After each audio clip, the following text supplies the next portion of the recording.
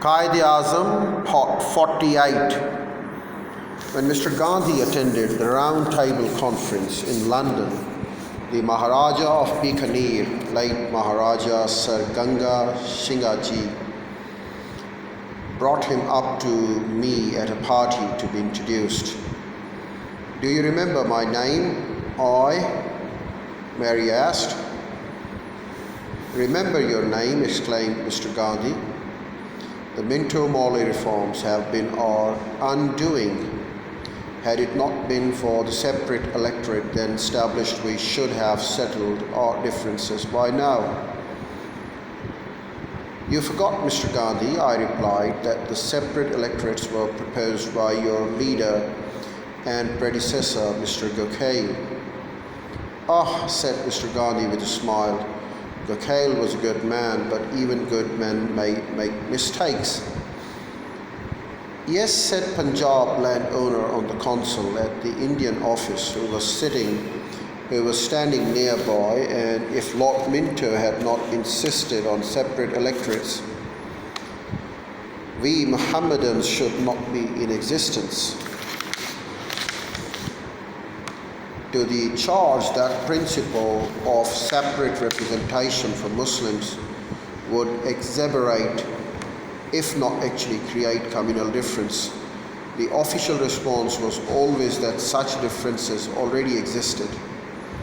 Replying to an address by the Hindu Sabha of Lahore against separate electorates, Dunlop Smith suggested that the Viceroy ought to inform the Hindu Sabha that any government fit to rule the country for a day must take into account the differences in religions what exist.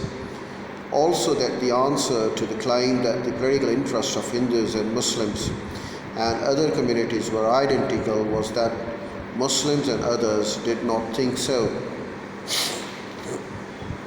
Mintos and his officials stand for separate Muslim electorates owed much to the Muslim desire itself to have that distinction.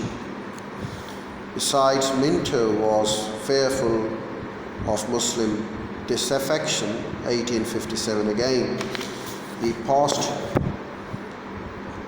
Harcourt Butler's views on to Morley that at heart many Muslims were against the British government in India, that the Muslims land-owning classes and the Muslim lawyer and professional classes were drifting apart, and that out of the tangle of warring ideas are slowly emerging and re-emerging the two persistent parties in Indian politics: the party of the government and the party against it. The party of the government and the party against it.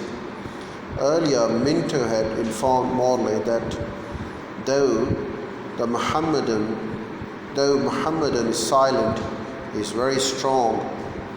However, after they had won Morley's acceptance of such separate electorates, the Muslims began demanding disproportionately higher number of seats on consuls above what Minto had found appropriate, and also to object to the proposal that Muslims should also have votes in general constituencies. Minto was then quick to join with Morley in reminding them for their client status, also that they alone were not important to British interests, as the conservative Muslims believed they were. Hindus were, after all, the best organized elements in India.